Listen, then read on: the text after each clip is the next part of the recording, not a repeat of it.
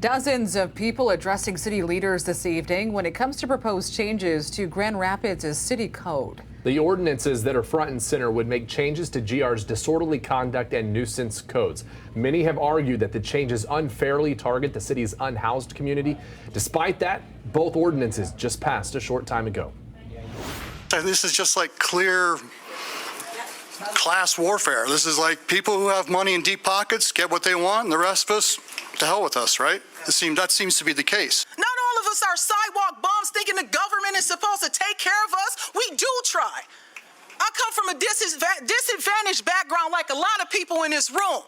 And every time I've tried to get on my feet and join a program that was supposed to be geared towards people like me, it was always some major stipulation. So how the hell are we supposed to get on our feet when these programs don't want to help us? It's copious amounts of money for homelessness, and it's not enough being allocated for programs. I've had enough of Grand Rapids. This place is absolutely trash, yo. The first round of public comment on the issue lasted for well over 90 minutes, with the majority of people, including some who are unhoused, voicing opposition to the ordinances, which, among other things, would place new limits on how much personal property can be stored in a public space, along with banning loitering in doorways and accosting others in certain areas like their car or at an ATM.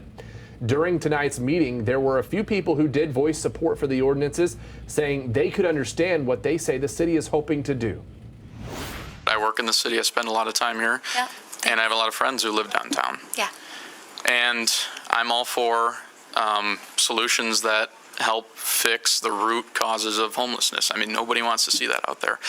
But at the same time, I have friends that live downtown, a young female friend, and she gets catcalled, she gets accosted for money.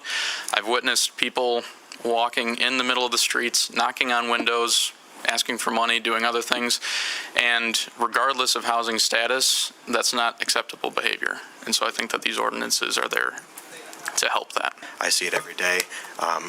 Working downtown, I often visit some restaurants.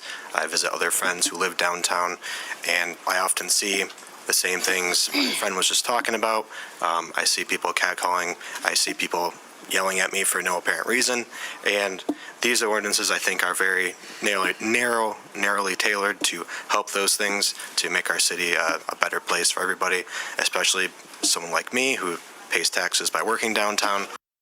City leaders have also received a number of letters from people regarding the proposed changes, including local business leaders, and the ACLU has already voiced its opposition. This evening, the city approved both ordinances with a vote of 5-2, with Commissioner Knight and Perdue giving the no votes.